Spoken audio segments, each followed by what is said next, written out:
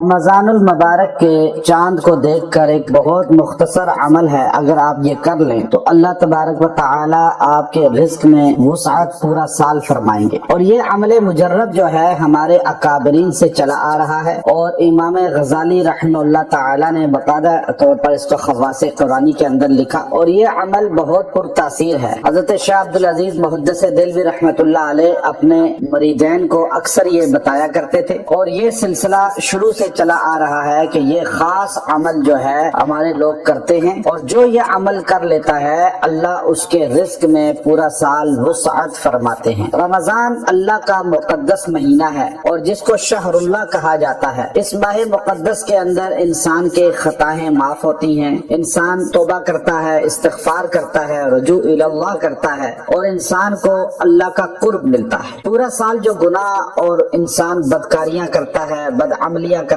ہے، اس ذنب کو اتارنے کا اللہ نے یہ ماہ مقدس عطا فرمایا ہے۔ اس کا آغاز اگر اس سورہ کے ساتھ کیا جائے جو میں آپ کو بتانے والا ہوں، اور یہ دعا پڑھ کے انسان آغاز کرے، اللہ اس ماہ مقدس کے اندر انسان کو جو رزق پورا سال دے گا وہ تو دے گا ہی دے گا، لیکن اس کے علاوہ اطاعت الہی کا جذبہ اور شوق بھی عطا فرمائے گا۔ تو رزق انسان کی اشد ضرورت ہے، اور انسان اس خاص ان اوقات میں جو آج کا ہمارے ادوار ہیں، دور ہیں، ان دوروں میں جو غربت ہے، تنگ دستی ہے، جو پریشانیاں ہیں، جو انسان اس طرح جو ہے لوٹ کسوٹ میں لگے ہوئے ہیں، اور لوگ کس طرح جو ہے موبائل چھین رہے ہیں، کوئی گاڑیاں چھین رہے ہیں، کوئی ڈکیتیاں کر رہے ہیں، اب یہ حرام مال کھا کر اپنی آخرت بھی خراب کر رہے ہیں، اور اگر اس میں مر جاتے ہیں تو وہ جہنم میں سیدھے چلے جاتے ہیں، چونکہ ڈکیتی کرنا اور ڈاکو بن کر یا چور بن کر کوئی چیز کسی کے ہتھیانا اور لینا اور پھر اس میں مر جانا، یہ ابدی جہنم ہے، یہ جہنمی کی طرح انسان کے ہونے کی دلیل ہے۔ تو اس لیے یاد رکھیں کہ ہمیشہ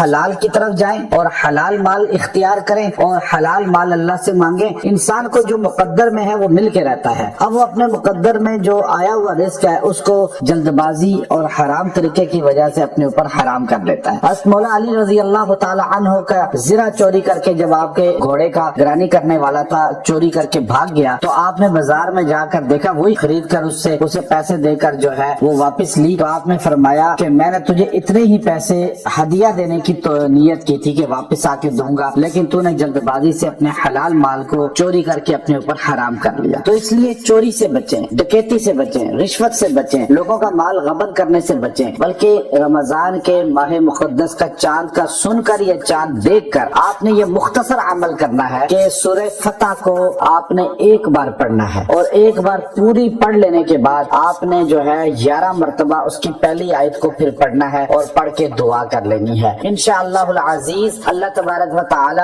پورا سال آپ کے اوپر رزق کی وسعت فرمائیں گے، آپ کے گھرانے پہ وسعت فرمائیں گے۔ جو بچے آپ کے بالکل چھوٹے ہیں وہ تو نہیں پڑھ سکتے، الگ بات ہے، لیکن ہر بچہ، ہر مرد، ہر عورت یہ مغرب کے بعد چاند کا سن کر یا چاند دیکھ کر یہ پڑھ لیں، انشاءاللہ العزیز آپ پہ رزق کی وسعتیں ہوں گی۔ اور اگر کوئی صحیح تلفظ نہیں پڑھ سکتا تو وہ پہلی آیت کو یاد کر لے اور پہلی آیت کو 100 بار پڑھ کے دعا کر لے، انا فتحنا لک فتحا مبینا، اتنا تو یاد کر سکتا ہے تو وہ یہ پڑھ لے، انشاءاللہ العزیز اس کا فیض اس کو ہی ملے گا۔ اور اگر کسی عورت کو عذر ہے شرعی کہ وہ نہیں پڑھ سکتی قرآن، تو وہ اس کی جگہ جو ہے یا وہاب 300 بار پڑھ کے دعا کر لے، انشاءاللہ العزیز اس کو بھی فیض مل جائے گا۔ یا بالکل قرآن نہیں پڑھنا جانتا تو وہ یا وہاب کو 300 بار پڑھ لے، اس کو بھی اس کا فیض ملے گا۔ وقت یہ ہے، اور اس کو جب بھی مال کی ضرورت اور رزق کی تو یہ پڑھ لیا کریں، اللہ آپ کو رزق دے گا۔ وآخر دعوانا ان الحمدللہ رب العالمین۔